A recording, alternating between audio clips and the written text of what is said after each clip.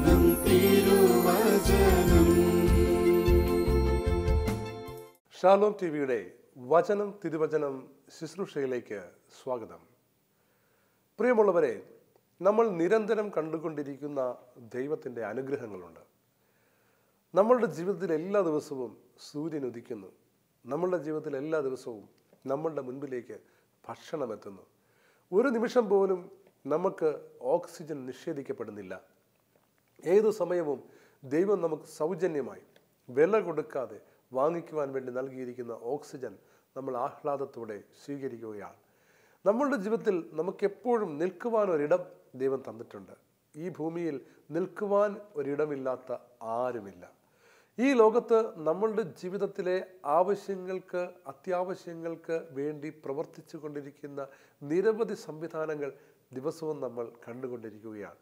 നമുക്ക് വേണ്ടി പ്രവർത്തിച്ചു കൊണ്ടിരിക്കുന്ന സർക്കാരും നമുക്ക് വേണ്ടി പ്രവർത്തിച്ചു കൊണ്ടിരിക്കുന്ന സാമൂഹ്യ സംവിധാനങ്ങളും ദേവാലയങ്ങളും എല്ലാം ദൈവം നമുക്ക് നൽകിയിരിക്കുന്ന വലിയ ദാനങ്ങളാണ്. എന്നാൽ നിരീക്ഷണത്തിലൂടെ നമുക്ക് തിരിച്ചറിയാവുന്ന ഏറ്റവും വലിയ വസ്തുത, നമ്മളുടെ മുൻപിൽ കാണുന്ന ദൈവത്തിൻ്റെ പ്രവൃത്തികളെക്കാൾ കൂടുതലാണ് നമുക്ക് കാണാത്ത തലങ്ങളിലുള്ള ദൈവത്തിൻ്റെ പ്രവൃത്തികൾ. ഒരു ഉദാഹരണം വ്യക്തമാക്കാം. ദൈവസന്നിധിയിൽ മോശ ഇങ്ങനെ തൻ്റെ ദൗത്യം ഏൽക്കുവാൻ വേണ്ടി നിൽക്കുകയാണ്. മോശ ദൈവത്തോട് പല തവണ പറയുകയാണ്, ദൈവമേ, എനിക്ക് ഈ ദൗത്യം ഏൽക്കാൻ പറ്റില്ല, നീ വേറെ ആരെയെങ്കിലും വിടണം. അവസാനം ദൈവം മോശയോട് പറയുകയാണ്, നീ തന്നെ പോകണം, പക്ഷെ നിൻ്റെ കൂടെ ഞാൻ വേറൊരാളെ അയക്കാം. ഇങ്ങനെ പറയുന്ന ദൈവം മോശയോട് അപ്പോൾ തന്നെ പറയുന്നുണ്ട്, നിന്നെ കാണുവാൻ വേണ്ടി അഹറോൻ വരുന്നുണ്ട്. എങ്ങനെയാണ് ഈ അഹറോൻ വരുന്നതെന്ന് നമുക്ക് വ്യക്തമാകുന്നുണ്ട് പിന്നീട്. അതായത് ദൈവം അഹറോൻ്റെ അടുക്കൽ ചെന്നിട്ട് അഹറോനെ മോശയുടെ അടുക്കിലേക്ക് പറഞ്ഞയക്കുകയാണ്. അതായത് മോശ തനിക്കൊരു സഹായിയെ വേണമെന്ന് ആവശ്യപ്പെടുമെന്ന് അറിയാവുന്ന ദൈവം മോശ പോലും അറിയാതെ മോശയുടെ ജീവിതത്തിൽ അഹറോൻ്റെ അടുത്ത് പോയി പ്രവർത്തിക്കുന്നൊരു കാഴ്ച നമ്മൾ കാണുകയാണ്. നമുക്കറിയാം, മോശ ഇസ്രായേൽ ജനത്തെയും കൊണ്ട് മരുഭൂമിയിലൂടെ കടന്നു പോകുമ്പോൾ മരുഭൂമിയിലെങ്ങും ഇസ്രായേൽ ജനത്തിന് ഭക്ഷിക്കുവാനോ കൃഷി ചെയ്യുവാനോ ഉള്ള ഇടങ്ങളൊന്നുമില്ല. എന്നാൽ മരുഭൂമിയിലൂടെ നയിക്കുന്ന ദൈവം ഇസ്രായേൽ ജനത്തിന് വേണ്ടി മുൻകൂട്ടി കരുതി വച്ചിരിക്കുന്ന മന്നയും കാടപ്പക്ഷികളും പാറയിൽ നിന്ന് വരുന്ന ജലവും ഒക്കെ നമ്മൾ കാണുകയാണ്. അതായത് തൻ്റെ ജനത്തിനു വേണ്ടി അവർ പോകുന്ന വഴികളിലെല്ലാം അവർക്കാവശ്യമുള്ളതെല്ലാം കരുതി വയ്ക്കുന്ന ഒരു ദൈവത്തെ നമുക്ക് കാണുവാൻ സാധിക്കുന്നു. ഇനി ഈശോയുടെ ജീവിതത്തിൽ വളരെ അത്ഭുതകരമായ ചില പ്രവർത്തികൾ നമുക്ക് കാണാം. അതായത് മത്തായിയുടെ സുവിശേഷം 21-ാം അധ്യായം 2-3 വാക്യങ്ങളിൽ നമ്മൾ കാണുകയാണ്, ഈശോ തൻ്റെ ശിഷ്യന്മാരോട് പറയുകയാണ്, നിങ്ങൾ ഇങ്ങനെ ഇന്ന സ്ഥലത്തേക്ക് പോകണം. അപ്പോൾ അവിടെ ഒരു കഴുതയെയും അതിൻ്റെ കുട്ടിയെയും ഒരുമിച്ച് കെട്ടിയിരിക്കുന്നത് കാണുവാനായിട്ട് സാധിക്കും. നിങ്ങൾ അവയെ അഴിച്ചുകൊണ്ട് എൻ്റെ അടുത്ത് കൊണ്ടുവരണം. ഇനി ആരെങ്കിലും വന്നിട്ട് നിങ്ങളോട് എന്താണെന്ന് ചോദിച്ചു കഴിഞ്ഞാൽ കർത്താവിന് അവയെക്കൊണ്ട് ആവശ്യമുണ്ടെന്ന് പറയുക, അവർ ഉടനെ തന്നെ അതിനെ വിട്ടുതരുമെന്ന് പറഞ്ഞു. കർത്താവ് തൻ്റെ രാജകീയ യാത്രയ്ക്ക് ഇസ്രായേൽ ജനം കാത്തിരിക്കുന്ന ആ ദൈവികമായ ആ യാത്ര, ദേവാലയത്തിൽ നടക്കുവാനിരിക്കുന്ന കഴുതപ്പുറത്തുള്ള ആ യാത്രയ്ക്ക് വേണ്ടി ഒരു കഴുതയെ കർത്താവിന് കിട്ടണമായിരുന്നു. കർത്താവ് നേരത്തെ തന്നെ അത് ക്രമീകരിച്ച് വെച്ചിരിക്കുന്നത് നമ്മൾ കാണുകയാണ്. പ്രിയമുള്ളവരെ, വീണ്ടും നമ്മൾ കാണുന്നു, പെസഹ ആചരിക്കുവാൻ വേണ്ടി കർത്താവ് ശിഷ്യന്മാരെ അയക്കുകയാണ്. എന്നിട്ട് കർത്താവ് പറയുകയാണ്, നിങ്ങൾ ഇന്ന പട്ടണത്തിൽ പോയി, മത്തായി 26:18, നിങ്ങൾ ഇന്ന പട്ടണത്തിൽ പോയി ഇന്നയാളുടെ അടുത്ത് ചെന്നിട്ട് പറയണം, ഗുരു പറയുന്നു, എൻ്റെ സമയം സമാഗതമായി, ഞാൻ എൻ്റെ ശിഷ്യന്മാരോട് കൂടെ നിൻ്റെ വീട്ടിൽ പെസഹ ആചരിക്കും. നിൻ്റെ വീട്ടിൽ പെസഹ ആചരിക്കും. പ്രിയമുള്ളവരെ, ഈ ശിഷ്യന്മാരുടെ കൂടെ നടക്കുന്ന ഈശോ ശിഷ്യന്മാർക്കും പെസഹ ആചരിക്കേണ്ടതുണ്ട്. ഈ ശിഷ്യന്മാർക്കും ഈശോയ്ക്കും പെസഹ ആചരിക്കുന്നതിന് വേണ്ടിയുള്ള ക്രമീകരണം അവർ പോലും അറിയാതെ മറ്റൊരു സ്ഥലത്ത് ഒരുക്കിയിരിക്കുകയാണ്. എന്നിട്ട് അവരുടെ അടുക്കലേക്ക് യേശു ശിഷ്യന്മാരെ പറഞ്ഞു അയക്കുകയാണ്. ആ സ്ഥലത്തേക്ക് വിടുക, മുൻകൂട്ടി ഒരുക്കി നിർത്തിയിരിക്കുന്ന യേശു. വീണ്ടും നമ്മൾ കാണുകയാണ്, കർത്താവ് പത്രോസ് ടാക്സ് അടയ്ക്കാൻ പറ്റാതെ ഇങ്ങനെ വിഷമിച്ചിരിക്കുകയാണ്. ടാക്സ് അടച്ചില്ലെങ്കിൽ പ്രശ്നമാവും. അങ്ങനെ ടാക്സ് അടയ്ക്കാൻ പറ്റാതെ വിഷമിച്ചിരിക്കുന്ന പത്രോസിനോട് യേശു പറയുകയാണ്, പത്രോസേ, നീ നിൻ്റെ കയ്യിൽ ആയിരിക്കുന്ന ആ ചെറിയ മീൻ പിടിക്കുവാനുള്ള ഉപകരണവുമായിട്ട് ചൂണ്ടയുമായിട്ട് പോയിട്ട് നീ ഇന്ന സ്ഥലത്ത് പോയിട്ട് ചൂണ്ടയിടുക. അപ്പോൾ അതിലൊരു മത്സ്യം കുടുങ്ങും. ഈ മത്സ്യത്തിൻ്റെ ഉള്ളിൽ ഞാൻ സ്വർണം ഒളിപ്പിച്ച് വെച്ചിട്ടുണ്ട്. ഈ സ്വർണം എടുത്തുകൊണ്ട് പോയി വിറ്റ് നീ ടാക്സ് അടയ്ക്കുക എന്ന് കർത്താവ് പറയുകയാണ്. അതായത് കർത്താവും പത്രോസും കൂടെ ഒരു സ്ഥലത്തിരിക്കുമ്പോൾ അതേ സമയം ഈ പത്രോസ് നടന്നു പോകാനുള്ള ഒരു വഴിയിൽ കർത്താവ് ഒരു വെള്ളത്തിൻ്റെ ഉള്ളിൽ, ഒരു മത്സ്യത്തിൻ്റെ ഉള്ളിൽ പത്രോസിന് ടാക്സ് അടയ്ക്കുവാനുള്ള മാർഗം ഒളിപ്പിച്ച് വെച്ചിരിക്കുകയാണ്, ഒരുക്കി വെച്ചിരിക്കുകയാണ്. ഇങ്ങനെ കർത്താവിൻ്റെ ജീവിതത്തിൽ നമുക്ക് കാണുവാൻ സാധിക്കുന്ന നിരവധി ഒരുക്കങ്ങളുണ്ട്. വേറൊരു സ്ഥലത്ത് നമ്മൾ കാണുന്നുണ്ട്, ശിഷ്യന്മാരൊക്കെ വള്ളത്തിൽ പോയിരിക്കുകയാണ്, അവർക്ക് മീനൊന്നും കിട്ടുന്നില്ല. അങ്ങനെ മീൻ കിട്ടാതെ വരുന്ന സമയത്ത് കർത്താവ് കരയിൽ വന്നിരിക്കുകയാണ്. കർത്താവ് ഉത്ഥാനം ചെയ്തു, അതിനുശേഷമാണ്. അപ്പോൾ കർത്താവ് കരയിൽ വന്ന് ഇരിക്കുന്ന സമയത്ത് ഇവർക്ക് കർത്താവിനെ മനസ്സിലാവുന്നില്ല. കർത്താവ് പറഞ്ഞതനുസരിച്ച് അവർ വലയിടുമ്പോൾ അവർക്ക് മീനൊക്കെ കിട്ടുകയാണ്. അങ്ങനെ മീനൊക്കെ കിട്ടിക്കഴിഞ്ഞ് അവർ അത്ഭുതപ്പെടുകയാണ്. അപ്പോൾ പത്രോസിന് മനസ്സിലായി, പത്രോസ് വെള്ളത്തിലോട്ട് എടുത്ത് ചാടുന്നുണ്ട്, ഇത് കർത്താവാണെന്നൊക്കെ അറിഞ്ഞു. സത്യത്തിൽ അവർ മീൻ പിടിക്കുന്ന സമയത്ത് കർത്താവിൻ്റെ കയ്യിൽ മീനുണ്ടെന്നാണ് നമ്മൾ മനസ്സിലാക്കുന്നത്. കാരണം ശിഷ്യന്മാർ തിരിച്ചു വരുമ്പോൾ അവർ ക്ഷീണിതരാണ്. അവർ തിരിച്ച് വരുന്ന സമയത്ത് മത്സ്യത്തൊഴിലാളികളാണ്, അവർ ടയേർഡായിട്ട്, മത്സ്യത്തൊഴിലാളികൾ മീൻ പിടിക്കാൻ പോയിട്ട് തിരിച്ചു വരുമ്പോൾ ധാരാളം ഭക്ഷണം കഴിക്കും, നമുക്കറിയാം. അവർ തിരിച്ച് കരയിലോട്ട് കയറി വരുന്ന സമയത്ത് ഈ യേശു അവിടെ തീ കൂട്ടി വെച്ചിരിക്കുന്നതും അവിടെ മീൻ ചുട്ടിട്ട് അവിടെ അപ്പത്തോടൊപ്പം അത് ഒരുക്കി വെച്ചിരിക്കുന്നതും കാണുകയാണ്. എന്നിട്ട് കർത്താവ് അവരോട് പറയുകയാണ്, നിങ്ങൾ വന്ന് പ്രാതൽ കഴിക്കുവിൻ. യോഹന്നാന്റെ സുവിശേഷം 21-ാം അധ്യായം 12-ാം വാക്യമാണ്. ഈ ശിഷ്യന്മാർക്ക് വേണ്ടി പ്രാതൽ ഒരുക്കി വെച്ചിരിക്കുന്ന യേശു, അവർക്ക് വേണ്ടി ഭക്ഷണം ചുട്ടുവെച്ചിരിക്കുന്ന യേശു, ആ യേശുവാണ് ഇന്നും ജീവിക്കുന്നത്. അത് ഉത്ഥിതനായ ക്രിസ്തുവാണ്. ആ ക്രിസ്തു ഇന്ന് അവൻ്റെ ശിഷ്യന്മാരായ നമുക്ക് വേണ്ടി ഒരുക്കി വെച്ചിരിക്കുന്നത് എന്താണ് എന്ന് നമ്മൾ അറിയാത്തതാണ് നമ്മളുടെ പ്രശ്നം. നമ്മളുടെ ജീവിതത്തിൽ എന്തൊക്കെ സംഭവങ്ങൾ നടന്നാലും, നമ്മളുടെ ജീവിതത്തിൽ ഏതൊക്കെ പ്രതിസന്ധികൾ വന്നാലും നിങ്ങൾ അറിയേണ്ടത് ദൈവത്തിൻ്റെ മാലാഖമാർ ജോലിയെടുത്തുകൊണ്ടിരിക്കുകയാണ്. ദൈവത്തിൻ്റെ സൈന്യം ഈ ഭൂമിയിൽ പണിയെടുത്തുകൊണ്ടിരിക്കുകയാണ്. അവൻ്റെ ദൂതന്മാരും അവൻ്റെ സൈന്യവും അവൻ്റെ ആത്മാവും ഈ ഭൂമിയിൽ നിനക്ക് വേണ്ടി പലതും ചെയ്തുകൊണ്ടിരിക്കുകയാണ്. നിന്നെ ദൈവം സൃഷ്ടിച്ചത് വളരെ വിലപിടിപ്പുള്ള ഒരു വ്യക്തിയായിട്ടാണ്. നീ ദൈവത്തിന് അമൂല്യനാണ്, പ്രിയങ്കരനാണ്, ബഹുമാന്യനാണ്. നിന്റെ കൂടെ നടക്കുവാൻ സ്വർഗത്തിലെ ദൈവം, കേരളത്തിലെ ഗവൺമെൻറ് നിന്റെ കൂടെ നടക്കാൻ ആരെയും നൽകണമെന്നില്ല. എന്നാൽ സ്വർഗത്തിലെ ദൈവം നിന്റെ കൂടെ നടക്കുവാൻ വേണ്ടി, നിന്നെ സംരക്ഷിക്കുവാൻ, നിനക്ക് ആവശ്യമുള്ളത് പ്രൊവൈഡ് ചെയ്യുവാൻ വേണ്ടി ദൂതനെ അയച്ചിട്ടുണ്ട്. നിനക്ക് കാവൽ ദൂതനുണ്ട്. നീ വലിയ ഒരു ഫാക്കൽറ്റിയോടുകൂടി ഈ ലോകത്ത് ജീവിക്കണമെന്ന് ദൈവം ആഗ്രഹിക്കുകയാണ്. നിന്നെ കർത്താവ് അങ്ങനെ ബഹുമാനിച്ചാണ് ഇവിടെ ഈ ഭൂമിയിലേക്ക് അയച്ചിരിക്കുന്നത്. അത്രമാത്രം മൂല്യമുള്ള നിന്നെ സംബന്ധിച്ചിടത്തോളം നമ്മളുടെ ഓരോരുത്തരുടെയും ജീവിതത്തിൽ ഇപ്പോൾ ആവശ്യമായിരിക്കുന്ന കാര്യങ്ങൾക്ക് വേണ്ടി പ്രവർത്തിച്ചു കൊണ്ടിരിക്കുന്നൊരു ദൈവമുണ്ടെന്ന് വിശ്വസിക്കുവാൻ നമുക്ക് സാധിക്കണം. ഇന്ന് നമ്മളുടെ സാഹചര്യം മോശമായിരിക്കാം. ഇപ്പോൾ നമ്മുടെ സാഹചര്യങ്ങളിൽ നമുക്ക് ദൈവത്തിൻ്റെ പ്രവൃത്തി കാണുന്നില്ലായിരിക്കാം. എന്നാൽ നിങ്ങൾ ഇങ്ങനെ പറയണം, എൻ്റെ ദൈവം എനിക്ക് വേണ്ടി പ്രവർത്തിച്ചു കൊണ്ടിരിക്കുകയാണ്. എവിടെയോ ദൈവത്തിൻ്റെ പ്രവൃത്തി ആരിലൂടെയോ സംഭവിക്കുവാൻ വേണ്ടി ദൈവം ഒരുക്കി വച്ചിരിക്കുകയാണ്. അതെൻ്റെ അടുക്കലേക്ക് വരും. വീണ്ടും കർത്താവ് നമ്മളോട് പറഞ്ഞിരിക്കുന്ന പ്രധാനപ്പെട്ടൊരു കാര്യം കൂടെ ഞാൻ നിങ്ങളോട് പറയാം. അതും ഒരു ഒരുക്കി വെക്കലാണ്. യോഹന്നാന്റെ സുവിശേഷം 14-ാം അധ്യായം 2-ാം വാക്യത്തിൽ ഇങ്ങനെ കർത്താവ് പറയുകയാണ്, എൻ്റെ പിതാവിൻ്റെ ഭവനത്തിൽ അനേകം വാസസ്ഥലങ്ങളുണ്ട്. ഇല്ലായിരുന്നെങ്കിൽ നിങ്ങൾക്ക് സ്ഥലമൊരുക്കാൻ പോകുന്നുവെന്ന് ഞാൻ പറയുമായിരുന്നു. പ്രിയമുള്ളവരെ, കർത്താവിൻ്റെ സ്വഭാവം ഉണ്ടല്ലോ, അതിപ്പോഴും മാറിയിട്ടില്ല. കർത്താവ് ഇവിടുത്തെ കാര്യം മാത്രമല്ല, അദ്ദേഹം ഈ ഭൂമിയിൽ ഒരുപാട് കാര്യം നമുക്ക് വേണ്ടി ചെയ്യുകയാണ്. അവിടുത്തെ ഒരുപാട് പ്രവൃത്തികൾ ഈ ഭൂമിയിൽ നമുക്ക് വേണ്ടി നടന്നുകൊണ്ടിരിക്കുക. എന്നാൽ സ്വർഗത്ത് കർത്താവ് ഒരു കാര്യം ചെയ്യുന്നുണ്ട്. അതെന്താണെന്ന് ചോദിച്ചാൽ, നമുക്ക് അവിടെ ഒരു ഫ്ലാറ്റാണോ വില്ലയാണോ വലിയ ഹർമ്യങ്ങളാണോ നമുക്കൊന്നും അറിയില്ല. കർത്താവ് പറഞ്ഞിട്ടുള്ളൊരു കാര്യം, സ്വർഗത്ത് ഞാൻ വാസസ്ഥലം ഒരുക്കാനാണ് പോകുന്നത്. Praise the Lord. പ്രിയമുള്ളവരെ, ഇവിടെ നീ വീടില്ലെന്ന് ബുദ്ധിമുട്ടുകയാണോ? ഇവിടെ നിന്റെ ജീവിതത്തിൽ നിന്റെ ഒറ്റമുറി വീടും നിന്റെ പ്രതിസന്ധികളും തകർന്നുപോയ വീടും നിന്റെ വേദനയാണോ? നീ ഒരു കാര്യം ഓർക്കണം, നീ ഒരു വീടും ഇല്ലാത്തവനല്ല. നിനക്ക് സ്വർഗത്ത് ഒരു വലിയ വീടുണ്ട്. സ്വർഗത്ത് നിനക്കൊരു വലിയ വാസസ്ഥലമുണ്ട്. അവിടെ നിനക്കാവശ്യമായതെല്ലാം ക്രമീകരിച്ചുകൊണ്ട് നിന്റെ ഈശോ ആയിരിക്കുന്നുണ്ട്. യേശു കള്ളം പറഞ്ഞിട്ടില്ല എന്ന് നീ വിശ്വസിക്കുന്നുവെങ്കിൽ, യേശുവിൻ്റെ വാക്കുകൾ ഒരിക്കലും മാറിപ്പോകത്തില്ല എന്ന് നീ വിശ്വസിക്കുന്നുവെങ്കിൽ, നീ അറിഞ്ഞിരിക്കേണ്ട ഒരു കാര്യം, ഈ ലോകത്ത് നിനക്ക് എന്തുണ്ട് എന്ന് അല്ല, യേശുവിൻ്റെ ഏറ്റവും വലിയ വാഗ്ദാനം, സ്വർഗത്തിൽ അവൻ നിനക്ക് വലിയൊരു ഭവനം ഒരുക്കി വെച്ചിരിക്കുന്നുവെന്നാണ്. യേശു ഈ ഭൂമിയിലായിരുന്ന സമയത്ത് ശിഷ്യന്മാർക്ക് അത്ഭുതങ്ങൾ പ്രവർത്തിക്കുവാനുള്ള വലിയ വരം നൽകി. ശിഷ്യന്മാർ അങ്ങോട്ട് പോകുന്നു, പിശാചുക്കളെ കാണുന്നു, പിശാചുക്കളെ ബാധിച്ചവരെ കാണുന്നു, ഉടനെ യേശുവിൻ്റെ നാമം പറയുന്നു, പിശാചൊക്കെ ഓടുന്നു.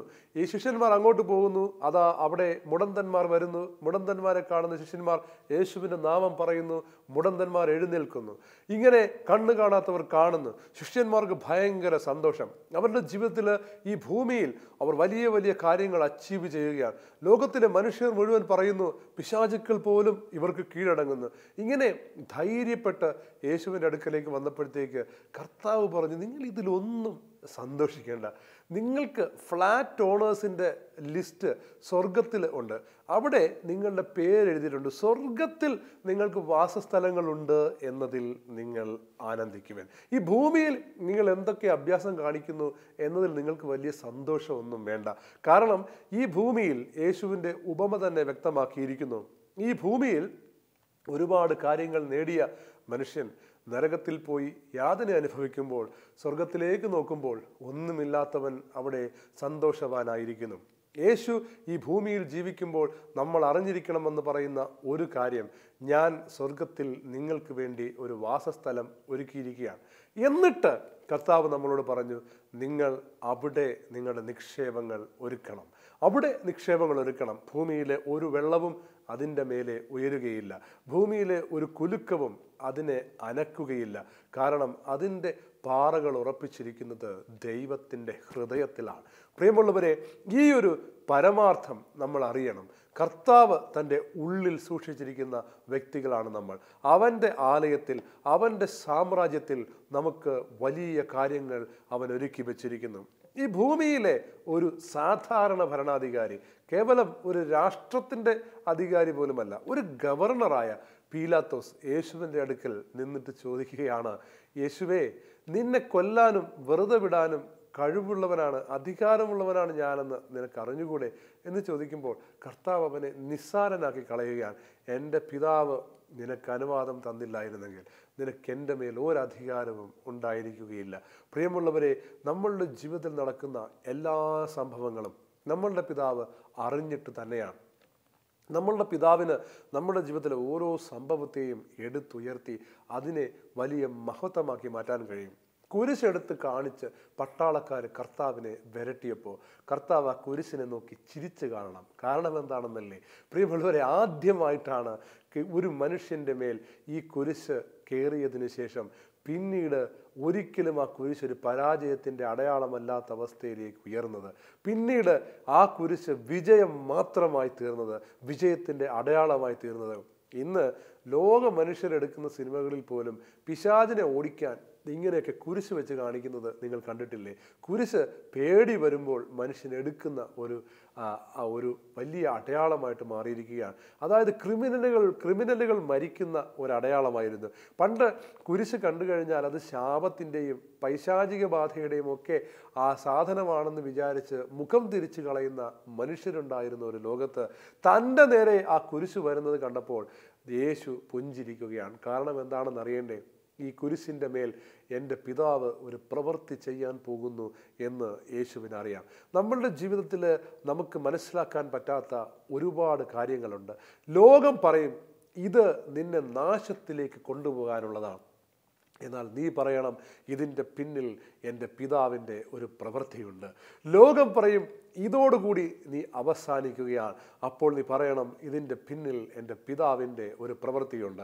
എൻ്റെ പിതാവിൻ്റെ പ്രവൃത്തി ഇതിൻ്റെ പിന്നിലുള്ളതിനാൽ എൻ്റെ പിതാവ് അറിഞ്ഞിട്ടല്ലാതെ ഒന്നിനും എൻ്റെ അടുക്കൽ വരാനാവത്തില്ല എന്നതിനാൽ ഇതെൻ്റെ അടുക്കൽ വന്നാൽ എന്നിലൂടെ അതിന് മാറ്റം സംഭവിക്കുമെന്നല്ലാതെ അതിലൂടെ എനിക്ക് മാറ്റം സംഭവിക്കാൻ പോകുന്നില്ല എന്ന് പറയാനുള്ള ഉൾക്കരുത്ത് ദൈവത്തിൻ്റെ കുഞ്ഞെ നിനക്കുണ്ടാകണം. കാരണം നിനക്ക് വേണ്ടി പ്രവർത്തിച്ചു കൊണ്ടിരിക്കുന്ന ശക്തനായ ഒരു ദൈവം ഇന്ന് സ്വർഗത്തിലുണ്ട്. ആ ദൈവം അവിടെ വെറുതെ ഇരിക്കുകയില്ല. യേശു ക്രിസ്തു ഈ ഭൂമിയിലായിരുന്നപ്പോൾ വളരെ ബോധ്യത്തോടു കൂടി പറഞ്ഞ ഒരു വലിയ സത്യമുണ്ട്. എന്താണെന്നറിയാമോ?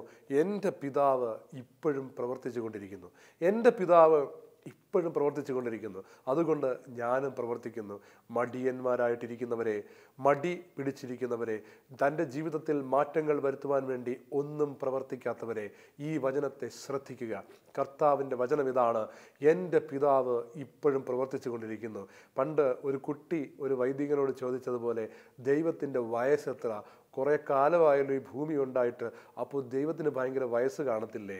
അപ്പോൾ ദൈവം ക്ഷീണിച്ചിട്ടുണ്ടാവത്തില്ലേ? പ്രിയമുള്ളൊരു കുഞ്ഞിൻ്റെ ചോദ്യമാണ്. നിങ്ങൾ വിചാരിക്കരുത്, നമ്മുടെ കർത്താവ് ക്ഷീണമില്ലാതെ പ്രവർത്തിക്കുന്നവനാണ്. യേശുവിൻ്റെ ആവേശം, യേശു രാവിലെ ജനങ്ങളോടൊപ്പം വൈകും വരെ, രാവ് മുതൽ വൈകും വരെ വചനം പറഞ്ഞതിന് ശേഷം യേശു ഓടുകയാണ്. എവിടെയാണ് യേശു ഓടുന്നതെന്ന് അറിയാമോ? ഒരു മലയുടെ മുകളിലേക്ക്. എന്തിനാണ് യേശു ഓടുന്നതെന്ന് അറിയാമോ? എൻ്റെ പിതാവ് പ്രവർത്തിച്ചു കൊണ്ടിരിക്കുകയാണ്. പ്രവർത്തിച്ചു കൊണ്ടിരിക്കുന്ന പിതാവിൻ്റെ അടുക്കലേക്ക് പോകുവാനാണ് യേശു ഓടുന്നത്. അതുകൊണ്ട് നിങ്ങളുടെ ജീവിതത്തിൽ പ്രവർത്തിച്ചു കൊണ്ടിരിക്കുന്ന പിതാവിൻ്റെ അടുക്കൽ സംസാരിക്കുക എന്നത് നിങ്ങളുടെ ജീവിതത്തിൽ ഏറ്റവും വലിയ വിജയം നിങ്ങളിലേക്ക് കൊണ്ടുവരുന്ന ടൂളാണ്. അതുകൊണ്ട് ജീവിതത്തിൽ എന്തൊക്കെ ചെയ്യുകയാണെങ്കിലും, ഒരു 3 വർഷമാണ് യേശു മനുഷ്യരുടെ ഇടയിൽ ഇറങ്ങി നടന്ന് പ്രവർത്തിക്കാൻ ആഗ്രഹിച്ചത്. എന്നാൽ അതിനു മുൻപ് അനേക വർഷങ്ങൾ അവൻ ഒരുങ്ങിയതെന്ന് സത്യമാണ്. അതിനേക്കാൾ ഉപരി 40 രാവും 40 പകലും ഭക്ഷണമില്ലാതെ, വെള്ളം പോലും കുടിക്കാതെ യേശു ആ ഒരു വലിയ മരുഭൂമിയിൽ എപ്പോഴും പ്രവർത്തിച്ചു കൊണ്ടിരിക്കുന്ന പിതാവിൻ്റെ അടുക്കലായിരുന്നു. എന്തിനാണ് യേശു മരുഭൂമിയിലേക്ക് പോയത്? മരുഭൂമിയിൽ പോകുമ്പോൾ പ്രധാനമായും നമുക്കുണ്ടാകാൻ സാധ്യതയുള്ളൊരു ചോദ്യം, കടലിൻ്റെ നടുക്കൊക്കെ അകപ്പെട്ടാലും രണ്ട് ചോദ്യങ്ങൾ നമുക്ക് വരാം. ഒന്ന്, കടലൊക്കെ കണ്ടു കഴിഞ്ഞാൽ, അല്ലെങ്കിൽ മരുഭൂമി കണ്ടു കഴിഞ്ഞാൽ പ്രത്യേകിച്ച് നമുക്കുണ്ടാകാവുന്നൊരു ചോദ്യം, ഈ ദൈവമൊക്കെ ഉണ്ടോ എന്ന് തോന്നിപ്പം. കാര്യം അത്രമാത്രം വിജനതയാണ്, അവിടെ ഒന്നുമില്ല. ഒരു ദൈവത്തിൻ്റെ പ്രവൃത്തിയും കാണാത്തൊരിടമാണ്.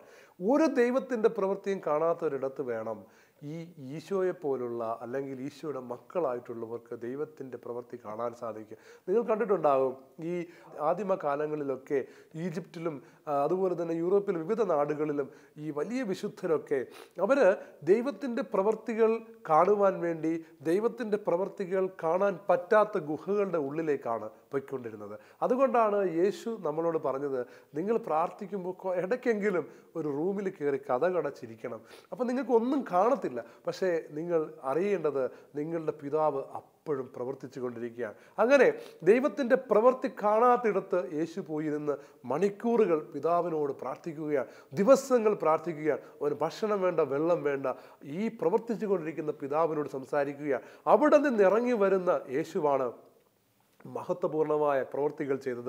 മലയിൽ നിന്ന് ഇറങ്ങി വന്ന യേശുവാണ് താഴെ വന്ന് പിതാവിൻ്റെ പ്രവൃത്തികൾ ചെയ്തത്. പ്രവൃത്തികൾ ചെയ്തുകൊണ്ടിരിക്കുന്ന പിതാവിനെ ഉറ്റുനോക്കുന്ന നിമിഷങ്ങളാണ് പ്രാർത്ഥനകൾ. അതുകൊണ്ട് ദൈവം പ്രവർത്തിക്കുന്നില്ല എന്ന് നിനക്ക് തോന്നുന്ന സമയത്ത്, അഥവാ ദൈവത്തിൻ്റെ അത്ഭുതങ്ങൾ എൻ്റെ ജീവിതത്തിൽ ഇപ്പോൾ കാണുന്നില്ല എന്ന് നിനക്ക് തോന്നുന്ന സമയത്ത്, വീണ്ടും ഞാൻ ഓർമ്മിപ്പിക്കുന്നു, ചെയ്യേണ്ട ഒരു കാര്യമുണ്ട്. അതിൻ്റെ പേരാണ് പ്രാർത്ഥന. അതായത് നിനക്ക് ദൈവത്തിൻ്റെ പ്രവൃത്തികളെ ഓർത്ത് അവനെ ആരാധിക്കുവാനുള്ള സമയമാണ്. നീ കാണാത്ത തലങ്ങളിൽ ദൈവം പ്രവർത്തിച്ചു കൊണ്ടിരിക്കുന്നു എന്ന് വിശ്വസിച്ച്, നീ ശ്വസിക്കുന്ന ഓരോ ശ്വാസത്തിനും, നിന്റെ ഹൃദയത്തിൻ്റെ ഓരോ ഇടിപ്പിനും ദൈവത്തിന് നന്ദി പറഞ്ഞുകൊണ്ട് ഒരു രഹസ്യ മുറിയിൽ കയറിയും ദൈവത്തെ ആരാധിക്കുക. കർത്താവിൻ്റെ വചനം പറയും, 1 തെസ്സലോനിക്ക 5:18, എല്ലാ കാര്യങ്ങളിലും നന്ദി പ്രകാശിപ്പിക്കുവാൻ. ഇതാണ് യേശു ക്രിസ്തുവിൽ നിങ്ങളെക്കുറിച്ചുള്ള ദൈവഹിതം. അതായത് നമ്മുടെ ജീവിതത്തിൽ ഇപ്പോൾ സംഭവിച്ചു കൊണ്ടിരിക്കുന്ന എല്ലാ നമുക്കിഷ്ടമില്ലാത്ത കാര്യങ്ങളെക്കുറിച്ചും ദൈവത്തിന് നന്ദി പറയണം. നമുക്കിഷ്ടമുള്ള കാര്യങ്ങളെക്കുറിച്ച് നന്ദി പറയണം. നമുക്കറിഞ്ഞുകൂടാത്ത ഒരുപാട് കാര്യങ്ങൾ ദൈവം നമുക്ക് വേണ്ടി ഇപ്പോൾ ചെയ്തുകൊണ്ടിരിക്കുന്നു, അതിനെ ഓർത്ത് നന്ദി പറയണം. നന്ദി പറയാൻ പോയാൽ തീരുകയില്ല പ്രിയമുള്ളവരെ. ഒരിക്കൽ ഞാൻ എൻ്റെ ജീവിതത്തിൽ ദൈവം പ്രവർത്തിച്ച, എൻ്റെ ജീവിതത്തിൽ അനുഗ്രഹമായി തീരുവാൻ വേണ്ടി ദൈവം സൃഷ്ടിച്ച കൊണ്ടുവന്ന വ്യക്തികളുടെ ലിസ്റ്റ് എടുക്കുവാൻ പോയി. അതിനു മുമ്പ് ഞാൻ വിചാരിച്ചിരുന്നത് എനിക്ക് വേണ്ടി ആരുമില്ല, എനിക്ക് വേണ്ടി ആരും ഒന്നും ചെയ്തിട്ടില്ലെന്നായിരുന്നു.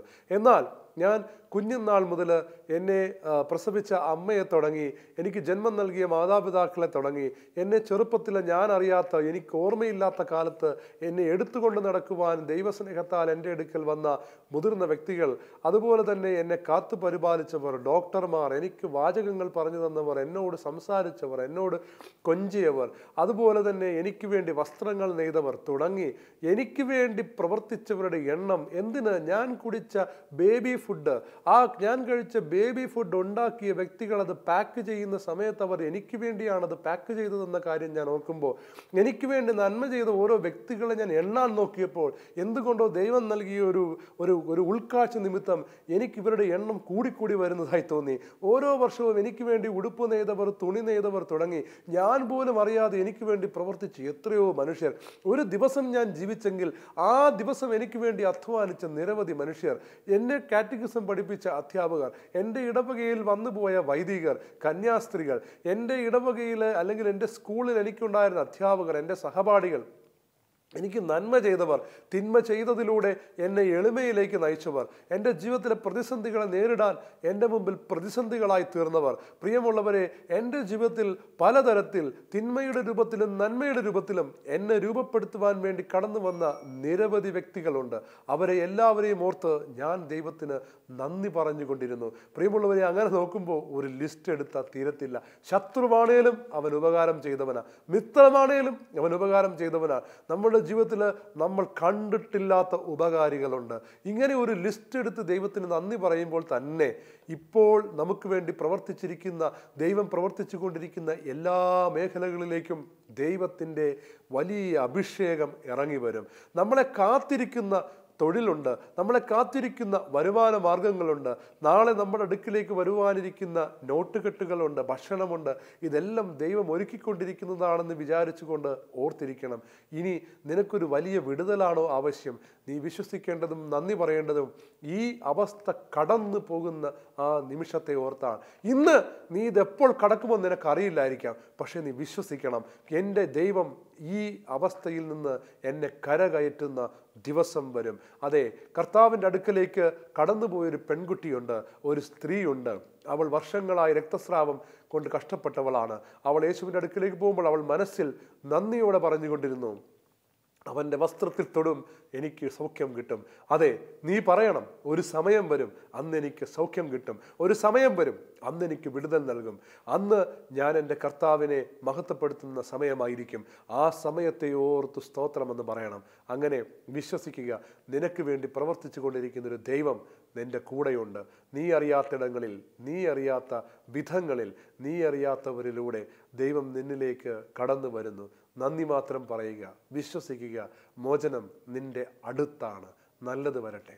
കർത്താവെ, ഞങ്ങൾ പ്രാർത്ഥിക്കുന്നു, ഇപ്പോഴും എനിക്ക് വേണ്ടി പ്രവർത്തിച്ചു കൊണ്ടിരിക്കുന്ന, കരുതി വെച്ചുകൊണ്ടിരിക്കുന്ന സകല നന്മകളെ ഓർത്തും സ്തോത്രം ചെയ്യുന്നു. കർത്താവെ, അങ്ങയുടെ വലിയ മഹത്വം കാണാൻ എൻ്റെ കണ്ണുകളെ തുറക്കണമേ.